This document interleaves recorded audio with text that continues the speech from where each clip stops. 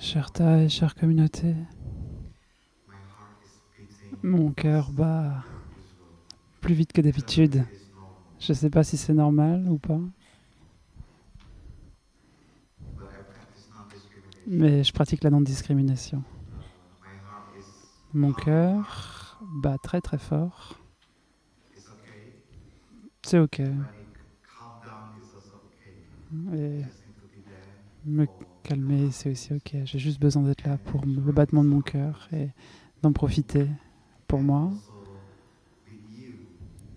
Et aussi d'en profiter avec vous, parce que vous aussi, vos cœurs, ils battent en ce moment.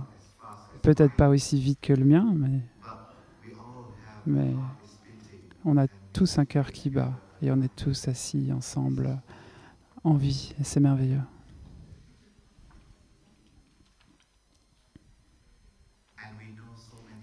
Et on connaît tellement de gens dans nos familles, les gens qu'on connaît, on en connaît beaucoup dont le cœur ne bat plus.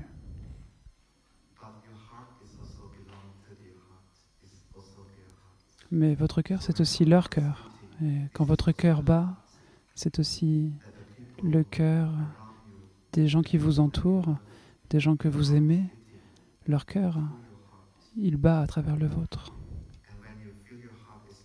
Et quand vous sentez votre cœur battre, vous savez qu'ils sont là.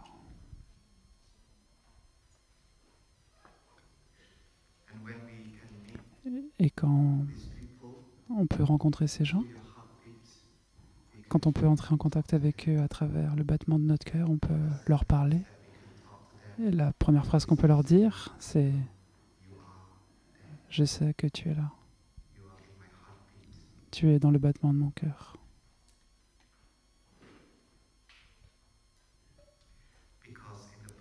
Parce que dans le passé, ton cœur battait exactement comme mon cœur bat maintenant. Parce que, à cause des conditions, les conditions font que ton cœur ne bat plus à présent, mais mon cœur, lui, a toujours les conditions pour battre, toujours, et d'être en vie.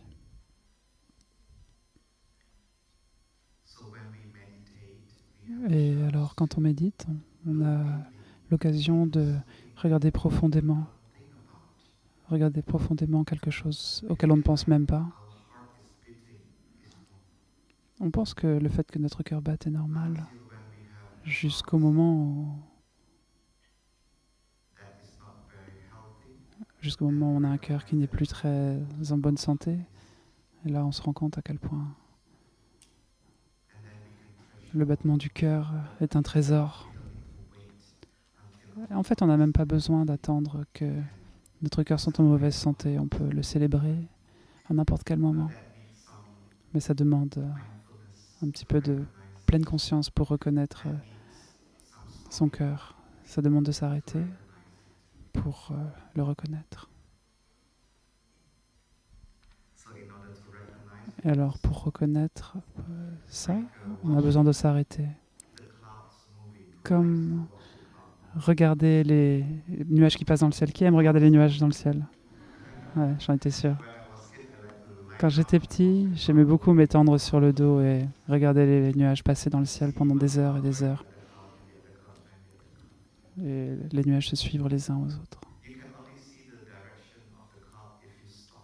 On peut seulement voir la direction des nuages quand on s'arrête. Si on marche en même temps, on ne peut pas les voir se déplacer. On a l'impression qu'ils sont statiques. Mais quand on s'arrête, on peut les voir se déplacer. Donc, pour voir profondément, on a besoin de s'arrêter. Et à ce moment-là, on peut voir des choses qu'on ne voit pas normalement. En s'arrêtant, en revenant à notre respiration, on peut reconnaître le battement de notre cœur. Et ce faisant, on peut se connecter à beaucoup de choses. On peut se connecter à nous-mêmes, à tout ce qui est en vie. Et on peut aussi se connecter avec des choses qui ne sont plus en vie. Elles sont toutes présentes dans le battement de notre cœur. Est-ce que vous pensez que le battement de votre cœur, ce n'est pas la pomme que vous avez mangée ce matin? Parce que c'est aussi ça. C'est aussi la pomme du petit déjeuner ce matin qui s'est transformée et qui est votre battement de cœur.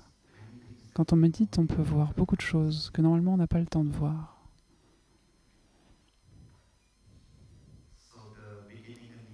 Le renouveau, c'est une pratique. Alors, ce soir, je présente le renouveau. Peut-être que certains ont déjà écouté une présentation ou vu des vidéos, je ne sais pas. Il y en a qui connaissent déjà le renouveau? Qu'ils soient dedans ou en dehors du hall? J'espère que vous n'allez pas vous ennuyer si vous connaissez déjà.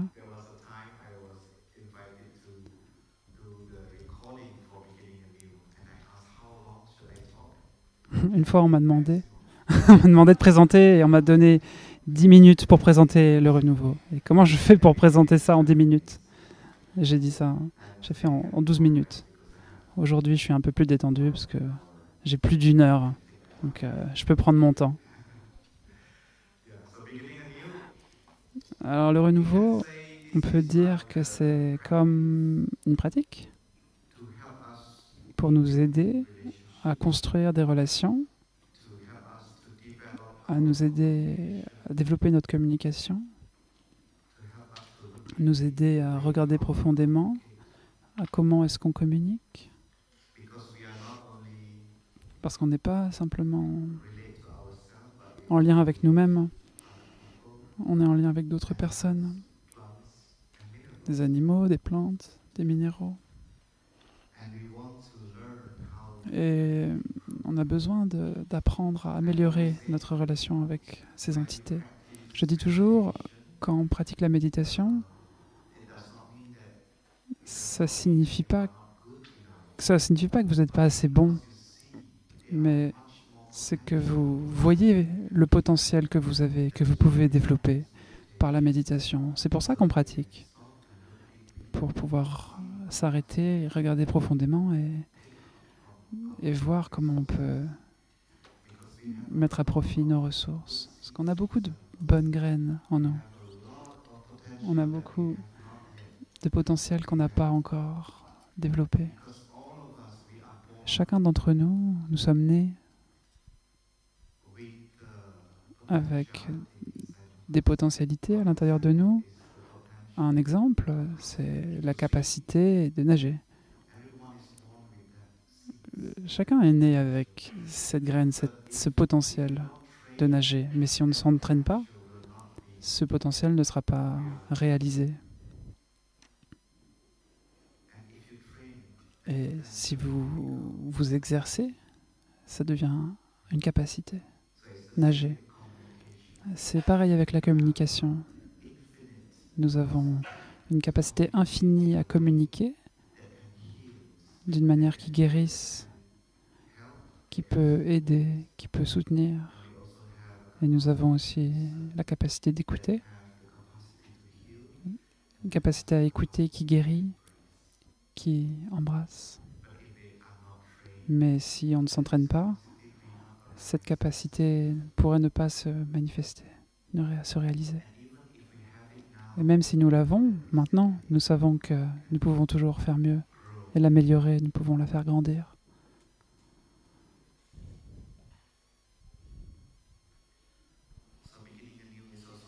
Donc le renouveau, c'est aussi une pratique de regarder profondément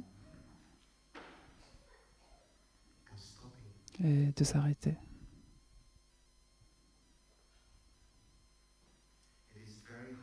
C'est très difficile de s'arrêter de parler quand nos idées sont mises en défi, quand nos perceptions sont contrariées. C'est difficile d'arrêter ce courant, de ne pas prendre la parole et de ne pas faire un discours. C'est difficile de continuer à écouter quand on est contredit ou contrarié. Et nous avons une pratique qui est le partage du Dharma que vous avez pratiqué. On s'écoute. Et quand on écoute les autres personnes, c'est facile.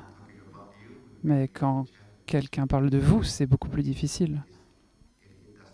Et si ça ne correspond pas à l'image qu'on a de nous, à l'idée qu'on a de nous-mêmes, c'est très difficile d'écouter. Alors le renouveau, c'est l'art de la communication et l'art de l'écoute.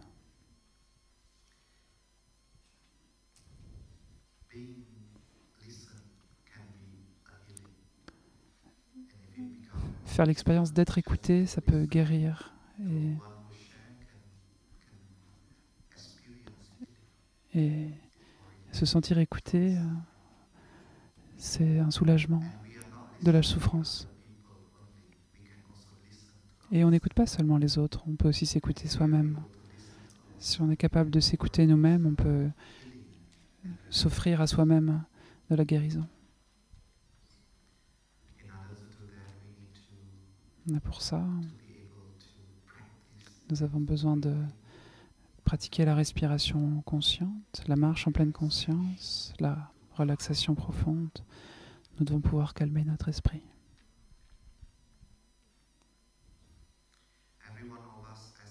Chacun d'entre nous, comme je l'ai partagé, nous sommes nés avec toutes les graines, toutes les capacités, tous les potentiels que nous pouvons transformer en capacités. Et chacun d'entre nous est aussi né avec des graines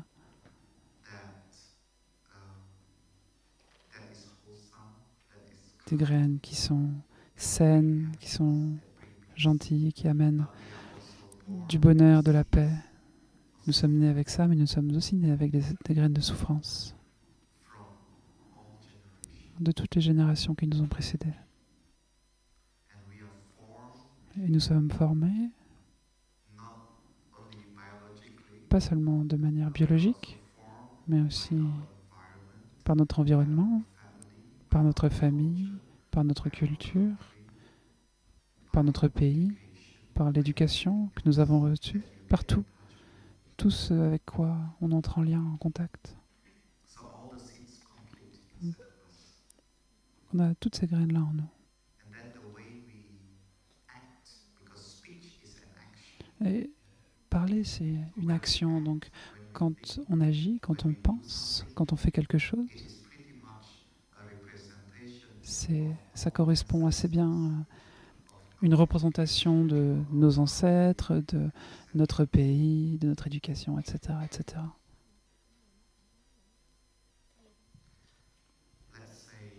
Disons que, par exemple, vous êtes en couple, vous avez un partenaire, une partenaire. Il y a ces deux personnes.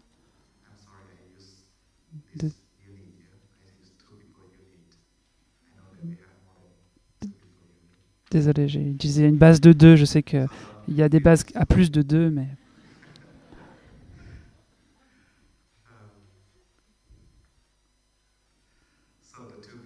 Bon, donc les deux.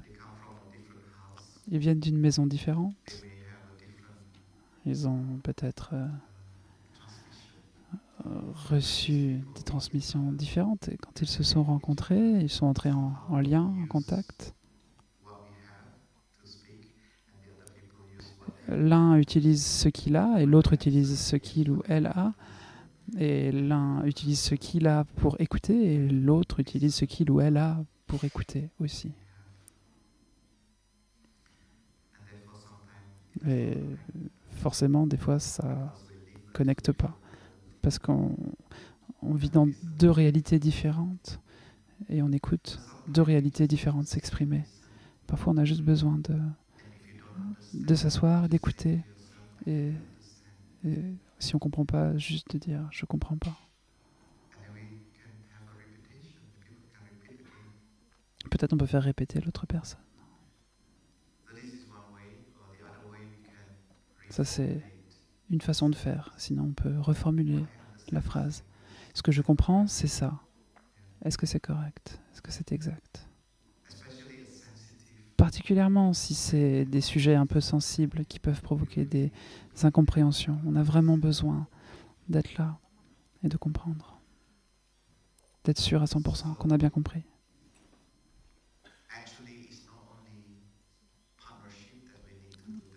Mais c'est pas seulement dans les relations qu'on a besoin de faire ça, aussi avec nos collègues, notre famille, à la maison. On peut aussi pratiquer comme ça, parce que comme ça, on connecte par la communication.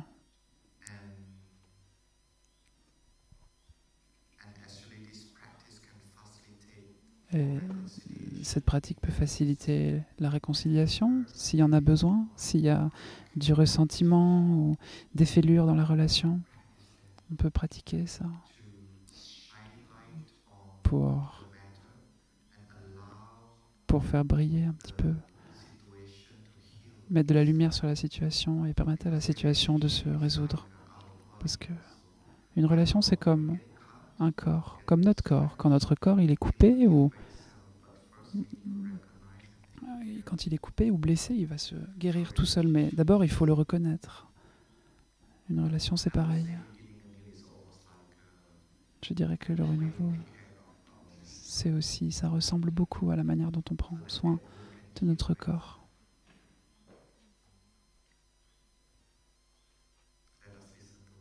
On va écouter un son de la cloche.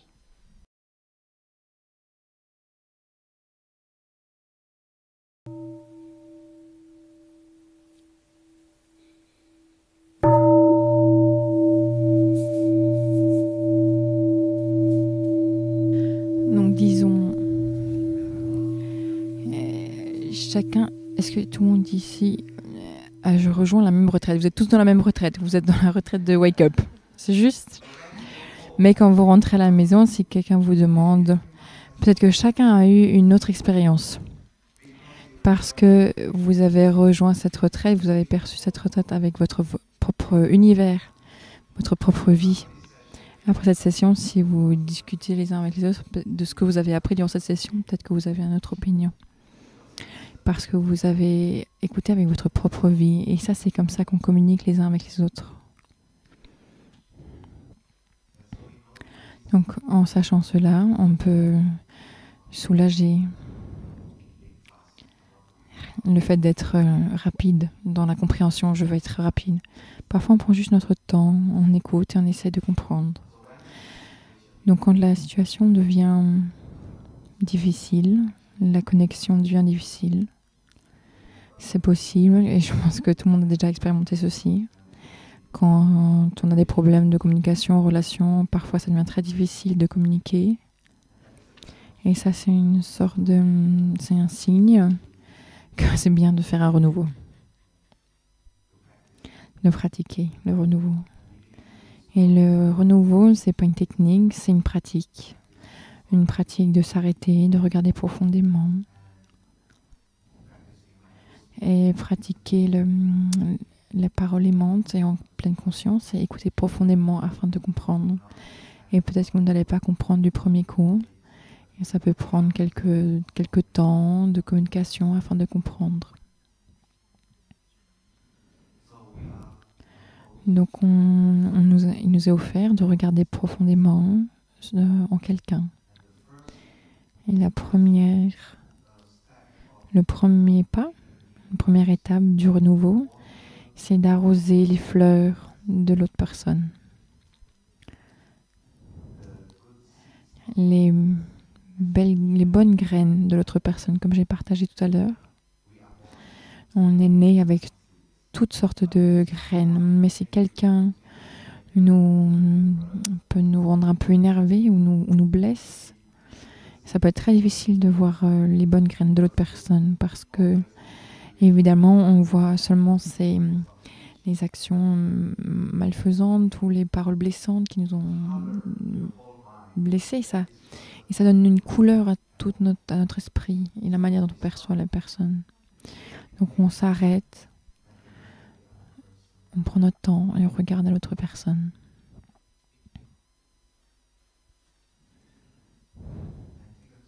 Et on prend notre temps pour regarder cette personne. on est peut-être capable de trouver une belle qualité dans cette personne.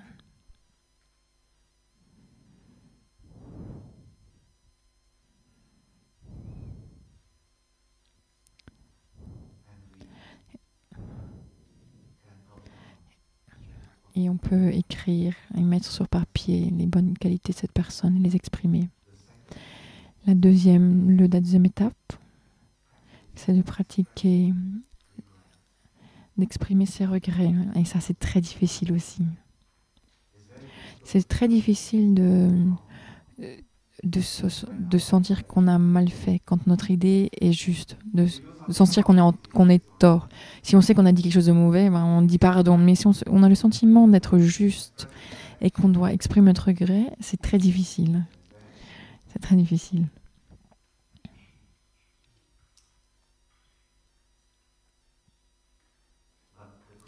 Mais le conflit, c'est un peu comme quand on applaudit. On a besoin de deux mains pour applaudir. On a besoin de quelqu'un qui entend et qui se sent blessé. Donc tout le monde est dans le système.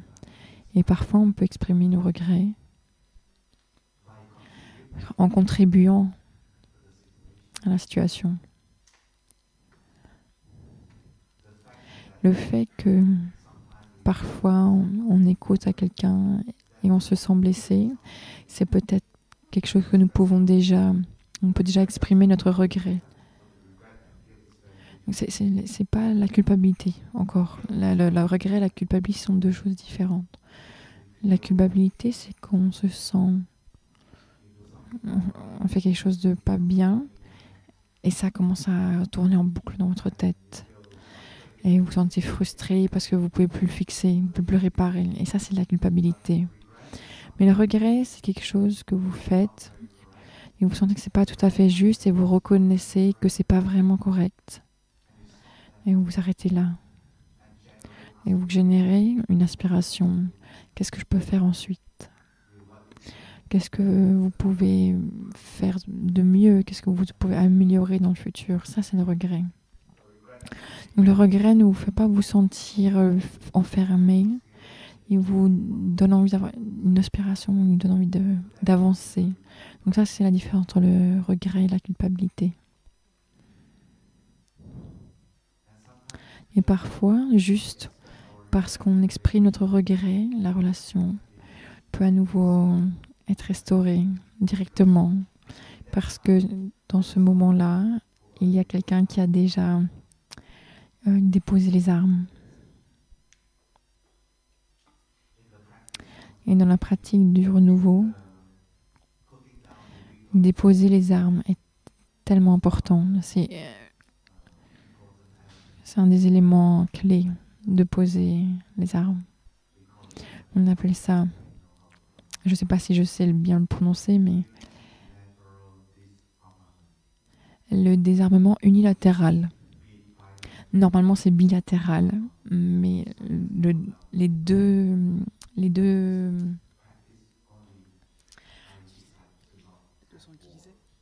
doivent déposer les armes, mais ici, c'est juste un côté. Et c'est pour ça que ça nous permet d'exprimer nos regrets plus facilement. Donc je vais maintenant l'écrire sur le tableau, comme ça on va pouvoir s'en souvenir. Pour les explications de chaque étape, vous pouvez le trouver sur le site internet, donc vous n'avez pas besoin de l'écrire. L'équipe d'organisation va vous afficher le QR code, donc vous pourrez y accéder.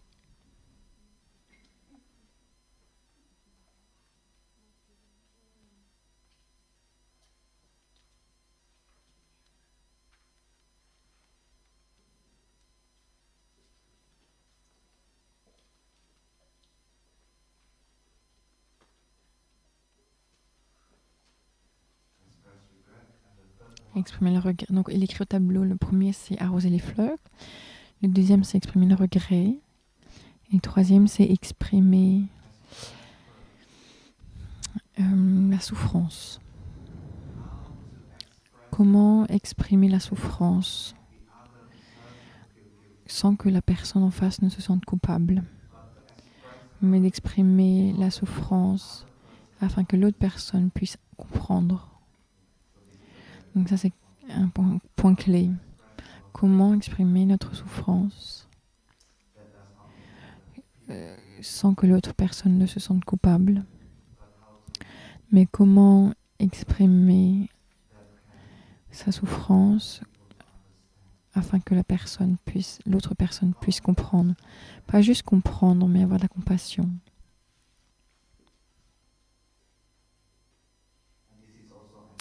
Et ça, c'est aussi un art à faire. C'est pas facile.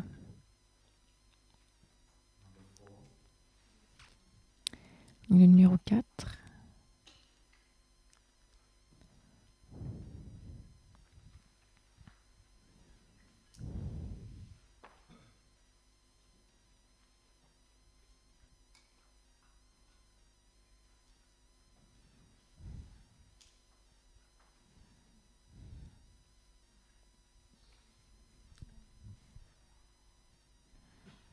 C'est d'exprimer les difficultés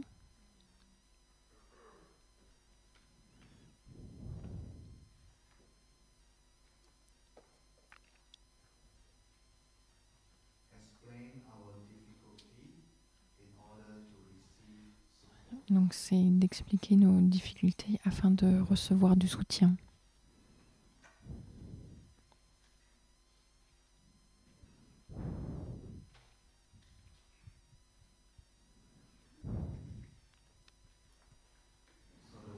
Donc la manière de laquelle je procède moi-même, normalement,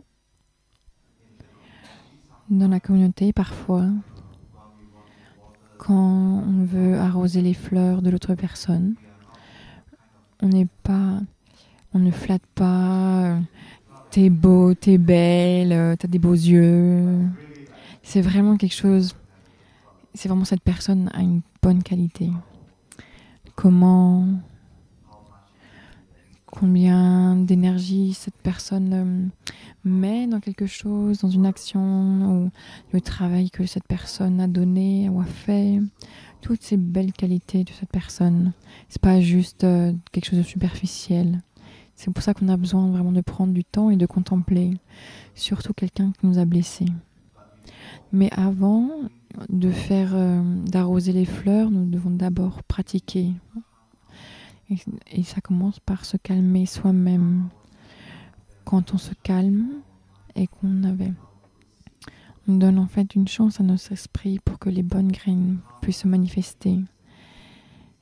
Le calme et la paix sont de bonnes graines. Donc on génère ceci en premier. C'est pour ça que la pratique de la respiration en pleine conscience et de la méditation marchée sont très importantes avant de pratiquer le renouveau. C'est quoi votre prénom ? Nanaï. Ok. Allez, on va dire que j'ai un problème avec Nanaï. C'est un exemple. Hein. Donc, je suis tellement en colère maintenant et je peux pas lui dire quoi que ce soit. Donc, bien sûr, avec la colère, je vais dire oh, t'es super belle. Donc, je veux dire Nanaï, je suis vraiment en colère. Peut-être que la prochaine fois, on a besoin de faire un renouveau le prochain vendredi. Je te verrai à nouveau. Et à ce moment-là, on a du temps, on a une semaine pour pratiquer. C'est pas trop long et pas trop court. Ou alors, si ça arrive le matin, on dit on peut en parler ce soir. Et dès qu'on fait ça, on doit vraiment prendre au sérieux ce qui s'est passé et l'amener dans nos pas et dans notre respiration afin de savoir que tout d'abord, je pratique toujours d'avoir de la compassion envers moi-même. Si je suis énervée, c'est déjà de la souffrance. Et c'est quelque chose que je dois reconnaître, que je souffre. La première chose que je dois dire, c'est que je suis énervée et je souffre. Et ça, c'est déjà une compassion pour soi-même. Et ensuite, j'amène cette souffrance dans mes pas, dans ma respiration. Et peut-être que je vais partager avec quelqu'un à qui j'ai confiance. Je vais partager cela, que je suis énervée, que j'ai de la colère. Et après un certain temps, je peux me calmer. Ma colère se calme également. Peut-être que ça a besoin d'un jour, d'une heure, 2 heures, ça dépend. Ça dépend à quel point c'est difficile. Et ensuite, après ça, je vais contempler sur cette personne. Et dans les textes bouddhistes, il y a un texte qui nous aide à contempler. Il nous invite à contempler, à regarder cette personne. Et si les paroles de cette personne ne sont pas aimantes, mais que ses actions corporelles sont vertueuses, dans ce cas-là, changez votre perception sur les actions corporelles de cette personne physique, afin d'arroser ces bonnes graines. Si cette personne qui vous a blessé, les paroles sont malfaisantes et les actions physiques sont malfaisantes, vous devez alors regarder son esprit. Peut-être que son cœur est bon. Et on change notre attention sur son cœur et on utilise ceci, cette fleur, pour arroser les graines de cette personne. Et ensuite, quand on voit cette personne, son cœur est bon. Ses paroles sont très aimantes. Et ses actions corporelles sont vertueuses. Alors vous devez vous demander pourquoi je suis toujours en colère envers cette personne. Peut-être que c'est déjà guéri à ce moment-là quand vous pensez ainsi. Pourquoi je dois être énervé avec cette personne? Son cœur est bon, ses paroles sont bonnes, ses actions physiques sont bonnes. Mais on doit s'arrêter, on doit regarder. Et ça déjà, c'est arroser les fleurs. Et ensuite, il y a quelqu'un, et vous faites de votre mieux, vous vous asseyez avec ça, vous regardez. Ses paroles ne sont pas vertueuses, ses actions ne sont pas vertueuses, son esprit, il n'y a rien qu'on ne peut appeler quelque chose de bon non plus. Et alors vous savez, cette personne doit souffrir beaucoup. Comment je peux être tellement en colère envers cette personne qui souffre tellement? L'esprit, le corps et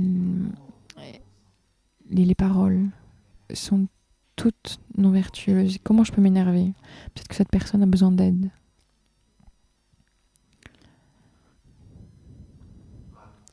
Mais si je regarde profondément, on peut toujours voir les bonnes qualités de cette personne. Et peut-être que cette personne, comment cette personne souffre des conditions de sa vie. On a besoin de temps, vous voyez, afin de regarder cette personne. Et ça, c'est comme ça qu'on prend notre temps pour arroser les fleurs. Exprimer notre regret, comme j'ai partagé, on doit vraiment voir qu'on est un participant de la situation. On ne doit pas se projeter en tant que victime de la situation. Donc il n'y a personne qui l'insinue, il n'y a personne qui est victime. Mais c'est que des participants. Quand il y a 2 personnes qui ont des conflits, les 2 personnes sont participants du conflit. S'il y a 3 personnes qui ont des problèmes entre eux, les 3 personnes sont des participants du conflit. Donc il n'y a pas... On doit vraiment voir. Le premier regret qu'on peut générer, c'est le fait que je suis dans ce conflit. Et je fais partie de ce conflit. Et parfois, on peut exprimer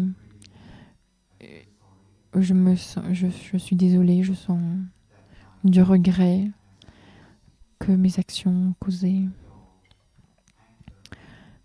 On fait que votre colère s'est manifestée.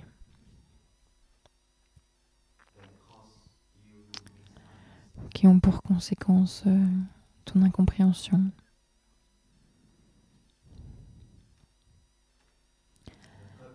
Et la troisième, c'est exprimer notre souffrance. Et notre souffrance, ça peut être notre douleur. On peut sentir vraiment que c'est un sentiment de douleur, mais en réalité, si on s'assied et qu'on regarde profondément, peut-être que cette douleur n'est pas 100% de cette personne, mais peut-être que cette douleur vient de votre expérience de vie, de votre famille. Peut-être que vous avez été traité de manière inégale à la maison. Et peut-être que quand quelqu'un dit quelque chose qui vous fait vous sentir discriminé ou exclu, vous avez une douleur, vous souffrez. Donc c'est peut-être pas vraiment 100% les paroles qui vous ont blessé, mais aussi votre expérience de vie.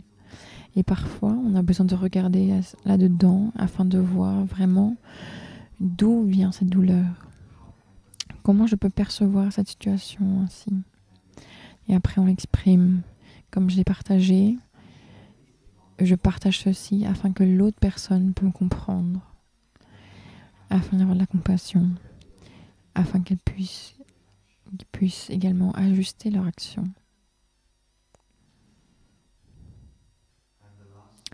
Et le dernier, c'est exprimer ou expliquer les difficultés et de demander du soutien. Pour moi, pour ma part, par exemple, les graines dont j'ai vraiment peur de manifester dans mon esprit, c'est la colère.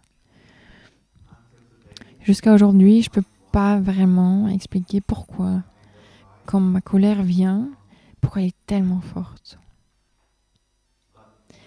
Mais plus je pratique, plus je peux être amie avec ma colère, de plus en plus proche, plus proche, plus proche. Et parfois, j'ai juste besoin de partager. J'ai besoin. Ma plus grande colère, c'est quand on me blâme sans explication. Donc, ils disent quelque chose, ils font une conclusion, ensuite ils me disent, sans me consulter. Et je peux être vraiment énervée. Et en tout cas, je le sais et je vais le partager. Et je dois aussi admettre que je n'ai pas trouvé pourquoi je suis tellement énervée. Quand on en vient à ça, par exemple.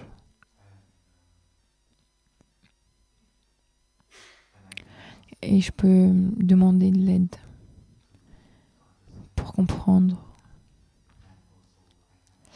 Et aussi, je dois continuer à exprimer mon regret, que je n'ai pas suffisamment de compréhension pour exprimer d'où vient ma souffrance. Peut-être que vous pouvez m'aider. Si vous voyez quelque chose, s'il vous plaît, faites-le moi savoir. Donc ça, c'est quelque chose... C'est une pratique qui est très profonde. Ce que j'ai exprimé, c'est très superficiel. C'est juste une idée pour vous. Par exemple, de comment arroser les fleurs, exprimer le regret, exprimer la souffrance, et de regarder un peu plus profondément qu'est-ce qui souffre. Et aussi exprimer la situation de notre vulnérabilité qu'on n'a pas encore été capable de gérer cette souffrance, et donc on doit l'exprimer également afin que l'autre personne puisse comprendre. Et si quelqu'un exprime ceci envers vous, ça vous donne l'opportunité de comprendre cette personne un peu mieux.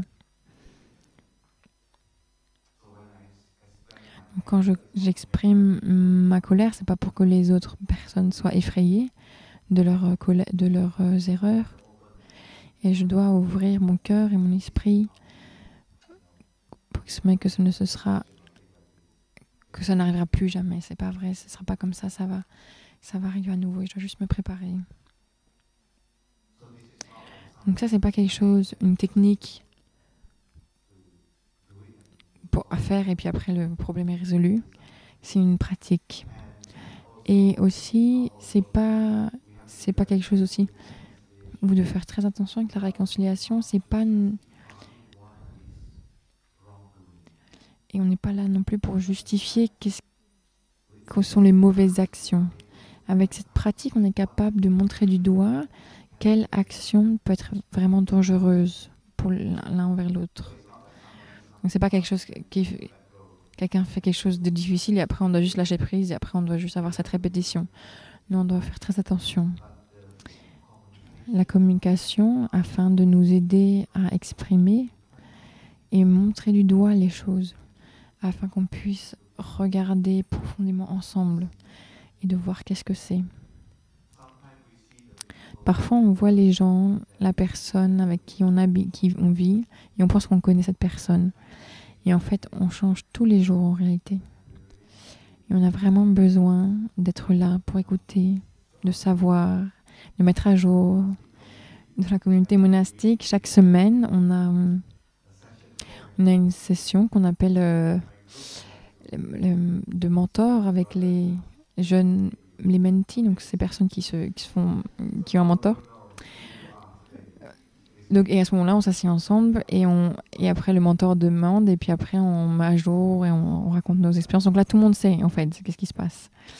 Et donc là, toutes les semaines, on met à jour. Et parfois, on a besoin de faire ça. S'il te plaît, mets-toi à jour. Mets-toi à jour vis-à-vis de tes amis. Comme ça, ils peuvent aussi se mettre à jour. Et après la mise à jour, on peut savoir. Il ou elle, ou ils ont une difficulté cette semaine. Et alors, à ce moment-là, on peut ajuster notre manière de penser, notre manière de parler.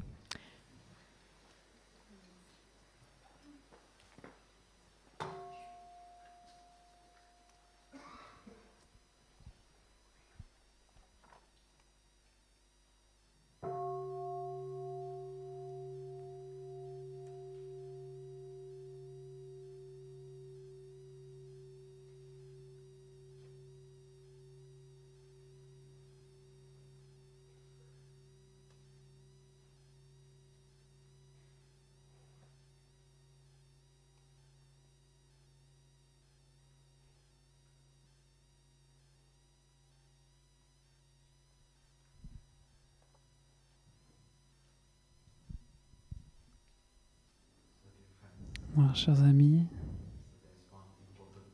il y a une chose importante, c'est que le renouveau n'est pas une formule magique. Quand on la prononce, la relation sera guérie et repartira de nouveau. C'est un processus qui est une pratique d'avoir une pratique qui va devenir plus claire, plus nette, plus précise au fil du temps. Et ce qui est important, c'est aussi, quand on fait un renouveau, nous devons nous méfier de ça. Je veux que tu changes. Nous devons avoir ça à l'esprit, cette vue. Je veux que tu changes. Et cette pratique, elle sert à nous permettre de comprendre, à comprendre l'autre et à être compris de l'autre.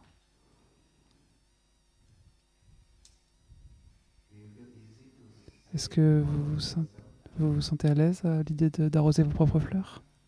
Hein? Alors? Des fois, c'est très difficile. Mais pourquoi c'est difficile? Parce qu'on ne s'est pas entraîné. Si vous vous entraînez, si vous le pratiquez, ça devient de plus en plus facile. Et vous serez étonné en vous regardant. Vous serez étonné de voir à quel point vous ne savez pas qui vous êtes.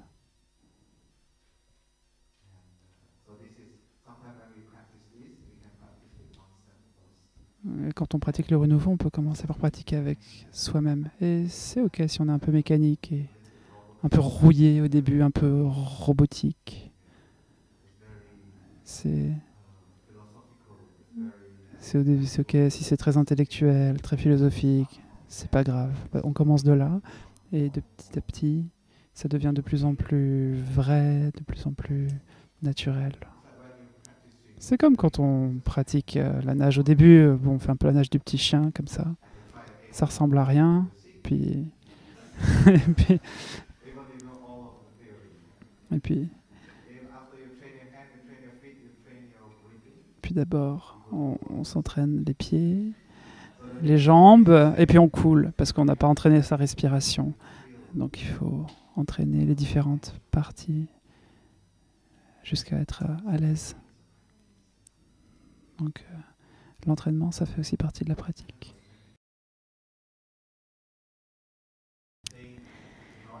Donc je pense que dès que je dis coupable et regret, c'est différent. On commence déjà à discriminer, c'est pas faux. Donc on commence à dire la culpabilité, je te veux pas, toi. Regret, viens, bien.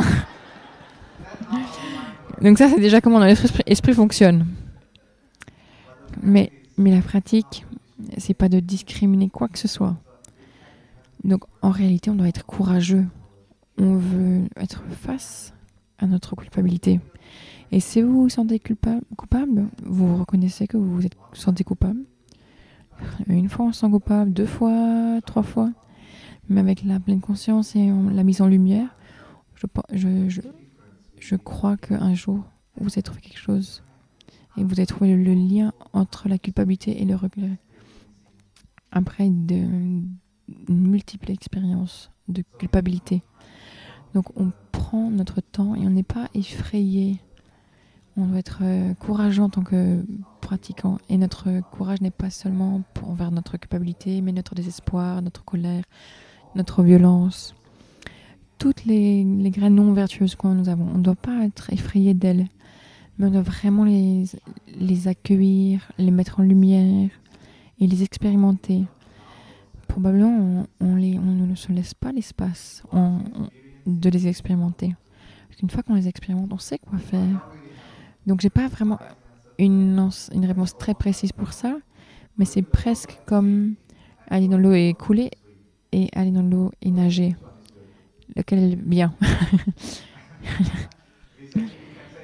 On peut dire nager c'est mieux, mais vous savez pas nager, vous savez pas comment nager, donc vous allez à l'eau encore et encore et encore jusqu'à ce que vous sachiez nager. Quand ça, personne ne sait. Mais on a besoin de pratiquer et d'être courageux, et de continuer à aller dans l'eau, faire quelques mouvements, et en espérant flotter un jour.